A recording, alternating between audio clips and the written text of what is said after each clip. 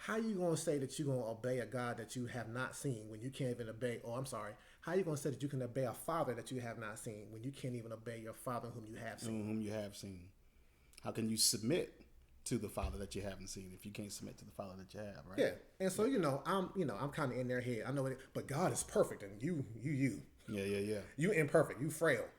But that's one of my roles. Right. In the midst of my frailties, Yep. my I still can't just check out and be like, well, who am I to say anything? No. God has set me. Yeah.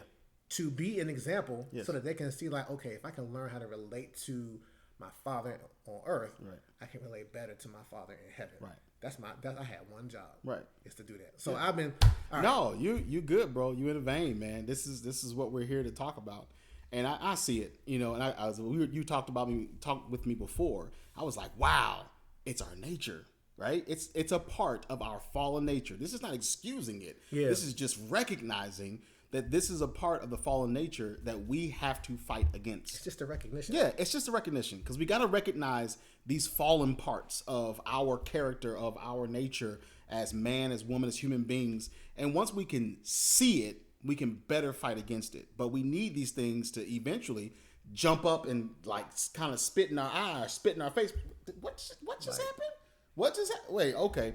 And as a father, you're right, man. It's tough because this is kind of, we talked about this, kind of interwoven because there's so much that I know our children, because his children and my children basically the same age, but we know every generation has principalities that's fighting against them. Yep.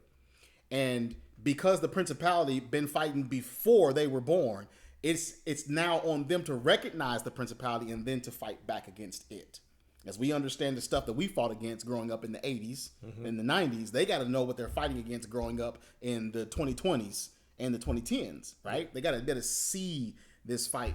Then you have in our culture this diminishing of the man and the father's role in the home that is overproduced when it comes to movies and shows and social media. Always checked out. Always, right? You don't have to respect the father. You don't have to respect the man. You don't have to respect the husband. You don't have to, none of these things. Why? Because he's a deadbeat. He's nothing. He's good for working. He's good for paying bills. And these are small things. That's all he's good for.